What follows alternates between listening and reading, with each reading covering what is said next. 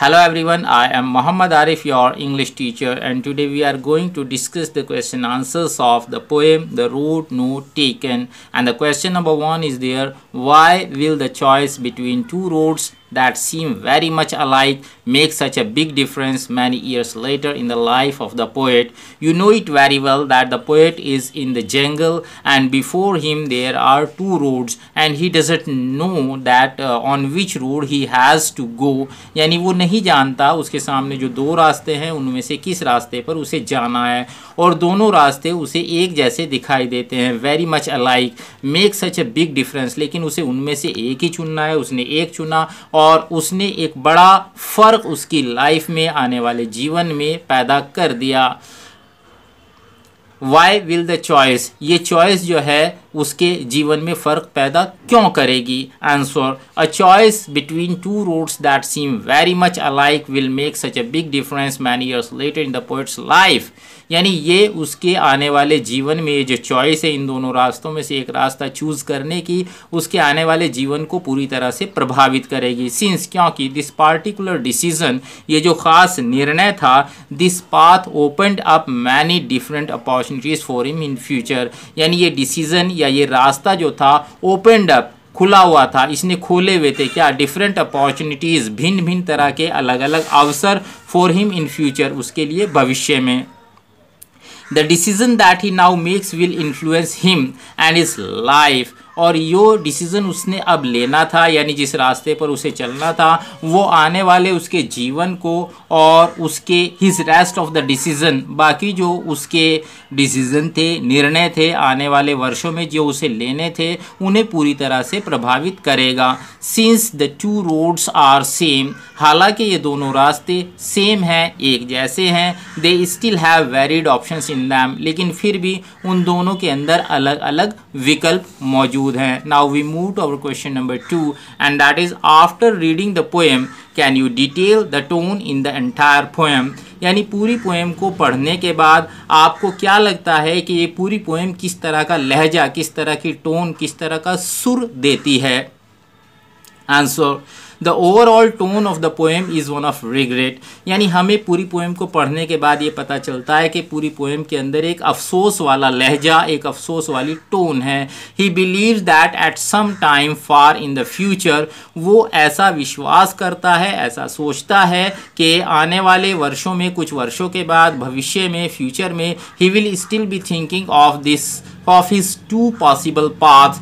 वो सोच रहा होगा उसके ये दो संभावित रास्ते जो थे या विकल्प जो थे उसके जीवन में, उनके बारे में सोच रहा होगा। विद अ साई, एक ठंडी आह भर के।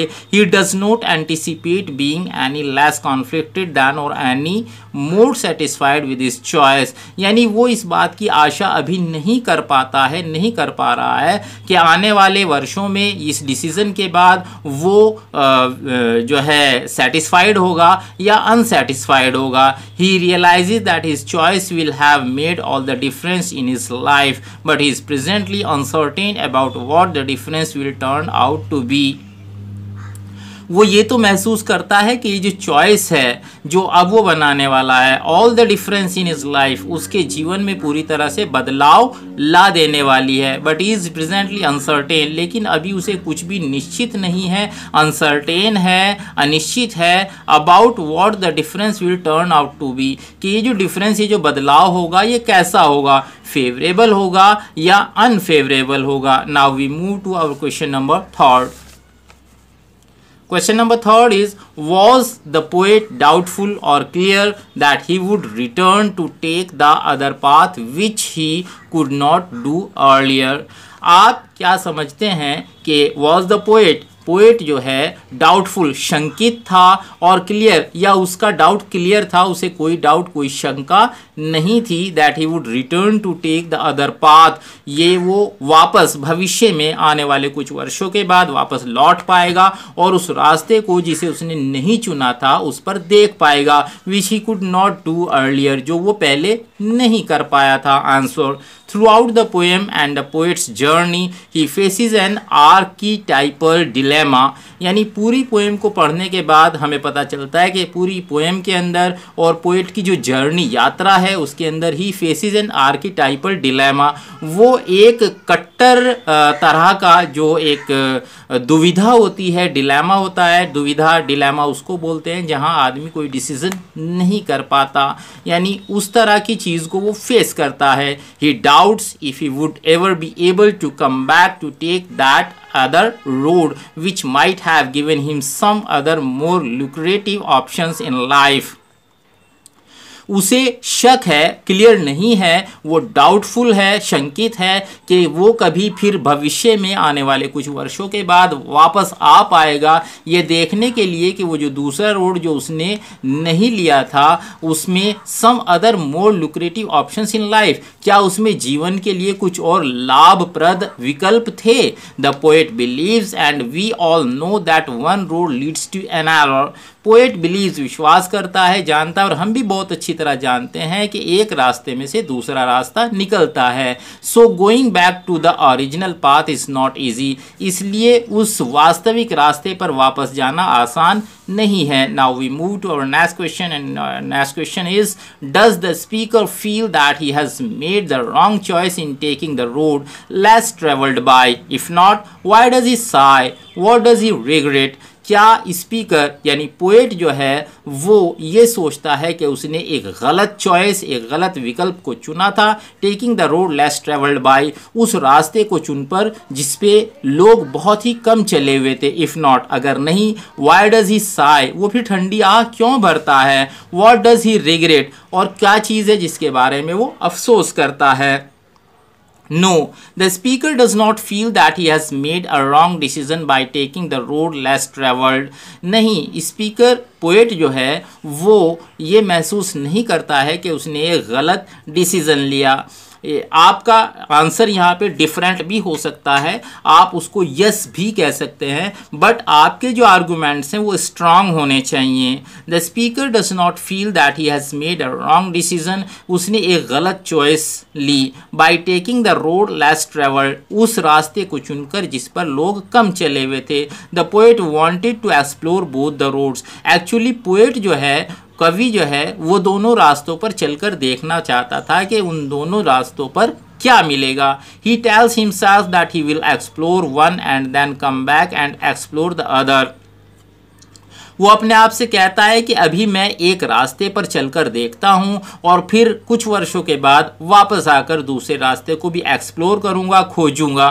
But he knows that he will probably be unable to do so, लेकिन वो अच्छी तरह जानता है कि वो संभवतः ऐसा नहीं कर पाएगा, उसके लिए ऐसा कर पाना असंभव है. Now we move to our next question and our next question is, and that has made the difference. What is your opinion of the difference? Was it for the better or the worse? Substantiate your answer.